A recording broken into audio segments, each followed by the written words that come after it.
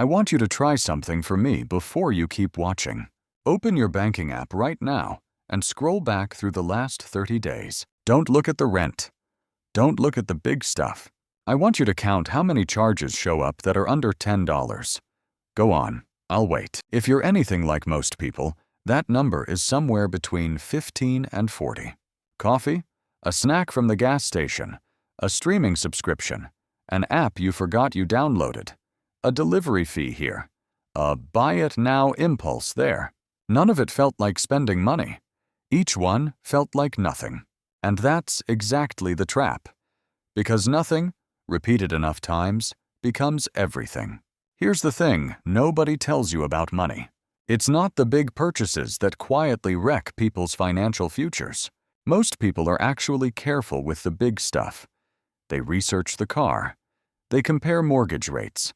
They think twice about a vacation. But the small stuff? The small stuff slides right past the part of your brain that's supposed to be watching the gate. And by the time you notice, years have gone by. The version of your life that could have existed, the one with savings, with options, with breathing room, never got the chance to exist at all. By the end of this video, you're going to understand exactly how this happens, why your brain is wired to let it happen, and, more importantly, what to actually do about it. Not some boring spreadsheet lecture. A real, honest look at where your money actually goes, and how to take it back. Stay with me, because the third part of this video is the part that changes how you'll see every single purchase for the rest of your life. Let's start with a story, because numbers on their own don't mean anything until you attach a life to them. Picture two people. We'll call them Person A and Person B. Same age, same job, same salary, same rent. On paper, their lives look identical. The only difference between them is one small habit. Person A buys a coffee from a shop every single workday. Let's say it costs $5. Person B makes coffee at home, which costs them about 50 cents a cup. That's a difference of $4.50 a day. It sounds laughable, right? $4.50. You probably have that much in loose change in a drawer somewhere. Nobody budgets around $4.50. Nobody feels rich or poor based on $4.50. But let's actually do the math, because this is where things get uncomfortable. $4.50 a day, 5 days a week, comes out to about $22.50 a week. Multiply that by 50 working weeks a year, and you land at roughly $1,125 a year. Just from coffee. Just from one tiny habit that felt like nothing. Now here's where it gets interesting. What if, instead of spending that $1,125, Person B had put it into a simple investment account, one that earns a modest 7% average return, which, by the way, is roughly what the stock market has historically returned over long periods, even with all its ups and downs. After 10 years, that one habit, just the coffee, nothing else, would have grown to somewhere around $16,000. After 20 years, it crosses $50,000. After 30 years, assuming Person B keeps this up for their entire working life, that single small daily choice turns into more than $113,000. $113,000 from coffee. Let that sink in for a second, because I promise you, this is not an exaggeration, and it's not a trick. This is just what compound growth does when you give it enough time. And coffee is just one example. It's the most famous one because it's relatable, but it's far from the biggest offender. Now, I know what some of you are thinking. Okay, but I don't even drink coffee. This doesn't apply to me. And maybe that's true. But let me ask you something else. When was the last time you actually looked, really looked, at every single subscription you're paying for?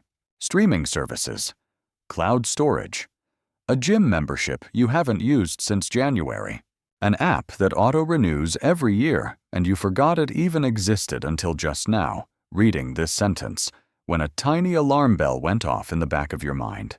Don't worry, that happens to almost everyone. These things are designed, And I mean genuinely, deliberately designed to be forgettable. A study a few years back found that the average person underestimates their monthly subscription spending by more than 2 times. Meaning, if you think you're spending $50 a month on subscriptions, the real number is probably closer to $120. Across a year, that gap alone is over $800 that quietly disappeared without you ever making an active decision to spend it. And subscriptions are just one leak. There are others.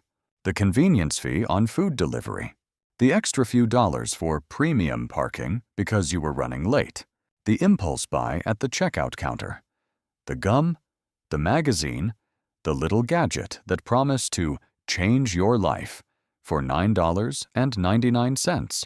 None of these things, on their own, will ever bankrupt anyone. That's not the point, and that's exactly why they're dangerous. A $500 mistake gets noticed. It causes a reaction. You feel it. But a $5 mistake, repeated 200 times over a year? Same total cost. Zero reaction. Your brain never sounds the alarm because each individual moment looks completely harmless. This is sometimes called death by 1,000 cuts. And honestly, that phrase has been used so often it's lost its punch. So let's make it more personal. Think of your future savings as a bucket. Every small, unnecessary expense is a tiny hole poked into the side of that bucket. 1 hole doesn't matter. 10 holes doesn't matter much either, not in the short term. But pour water into a bucket with 40 small holes in it for 30 years, and you will never, ever fill that bucket. No matter how much you pour in, no matter how hard you work, the leaks will always win because leaks are constant and effort is exhausting. So here's the question that actually matters. If small expenses are so dangerous, why does it feel completely irrational to worry about them? Why does everyone, and I mean everyone, including financial experts who absolutely know better, still fall into this trap? The answer comes down to something psychologists call decision fatigue, combined with a concept called mental accounting. Stick with me. This is actually fascinating once you see it. Mental accounting is the idea that your brain doesn't treat all money the same way. Even though, mathematically, a dollar is a dollar no matter where it came from or where it's going. Your brain creates separate little mental buckets for different kinds of spending. There's the big decisions bucket, rent, car payments, major purchases. And your brain treats this bucket with extreme care because it understands these decisions have weight. But then there's the everyday small stuff bucket. And your brain treats this bucket with almost no scrutiny at all because each transaction feels insignificant in isolation. The problem is that this bucket has no lid. It has no limit. It just keeps filling up with $5 decisions day after day. And your brain never connects them into a single number because it was never designed to. Here's a simple experiment that proves this. Ask someone if they'd be willing to drive across town to save $50 on a $5,000 car purchase. Most people will say no. It's not worth the time.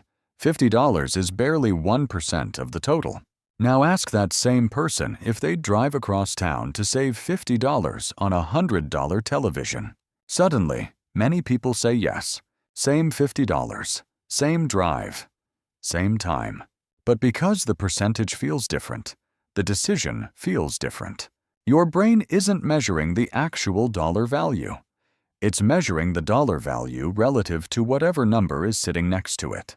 This exact same flaw is what makes small daily expenses invisible. $5 next to your entire monthly paycheck looks like nothing. $5 on its own, sitting in a vacuum, also looks like nothing. But $5, repeated relentlessly, stripped of context, compared against decades instead of days, that's where the real number lives. And your brain simply isn't built to do that comparison automatically. You have to force it to. Now I want to shift gears slightly. Because so far we've talked about numbers. $1,100 here, $50,000 there. But honestly, the scariest part of small expenses isn't even the money itself. It's what that money represents and what it could have become. Money, when it's spent on a $5 impulse buy, is gone. It bought you maybe 10 minutes of satisfaction, and then it's gone forever. And so is its potential. But money that's saved and invested isn't just sitting there. It's working. It's growing. It's buying you something far more valuable than any single purchase ever could. And that thing is options. Think about what $1,100 a year, every year, for 30 years, actually buys you when it's allowed to grow. It's not just a number on a screen. It's the difference between staying in a job you've outgrown because you can't afford to leave and being able to walk away and take 6 months to figure out what's next. It's the difference between panicking when your car breaks down and calmly paying for the repair without it derailing your entire month. It's the difference between retiring on your own terms and working years longer than you ever wanted to, simply because the math doesn't work out otherwise. This is the part that most people never connect. They think the choice is coffee versus no coffee, or subscription versus no subscription. But that's not actually the choice. The real choice is 10 minutes of convenience today versus real freedom decades from now. And when you frame it that way, when you actually see the trade for what it is, it becomes a lot harder to swipe that card without thinking. I want to be very clear about something, though, because I don't want this video to come across as never spend money on anything you enjoy, ever, for the rest of your life, and die alone with a huge bank account. That's not the goal here, and frankly, that approach makes people miserable. And miserable people don't stick to anything for long. The goal is awareness. The goal is making small spending a choice instead of a default. There's a massive difference between someone who consciously decides, I love this coffee, it's part of my morning, I'm keeping it, and I'm cutting something else instead, and someone who's spending the exact same $5 without ever realizing it's even happening. One person is in control, the other person is on autopilot. And autopilot is exactly how 30 years disappear without anyone noticing. Okay, so now that we understand the problem, and honestly, understanding it is most of the battle, let's talk about what to actually do. And I promise, none of this involves giving up everything you enjoy. Step 1. Do a full audit just once. Not forever, just once. Go through your last 2 or 3 months of bank and card statements and write down every single recurring charge and every category of small purchase. Don't judge yourself while doing this. The goal isn't guilt. The goal is just to see the full picture, because right now, your brain only sees fragments. Most people who do this for the first time find at least 1 or 2 charges they completely forgot about. A subscription that auto-renewed from a free trial a year ago. A membership for a service they used exactly once. This step alone often recovers more money than any budgeting advice ever will. Because you're not cutting anything, you're just removing things that were never providing value in the first place. Step 2. Pick your one thing. Don't try to overhaul your entire life overnight. That approach fails almost every time, because it's exhausting and unsustainable. Instead, look at your list from step 1 and pick just one habit. The one that costs the most relative to the value it gives you. Maybe it's a subscription you barely use. Maybe it's a daily delivery fee that adds up. Pick one. Step 3. Redirect it. Don't just delete it. This is the part people skip, and it's the most important part. If you cancel a $12 subscription, but that $12 just blends back into your checking account and disappears into other small spending, you've gained nothing. You've just moved the leak somewhere else. Instead, the moment you cut something, set up an automatic transfer of that exact amount into a savings or investment account. Make the redirection automatic, so it never depends on willpower. This matters because automation removes the daily decision entirely. You're not relying on remembering, or feeling motivated, or having a good day. The money simply moves, the same way your rent or your phone bill moves. Except this time, it's moving toward your future instead of away from it. Step 4. Give your money a name. This sounds small, but it works incredibly well. Don't just call it savings. Call it what it's actually for. 6 months of freedom fund. The exit fund.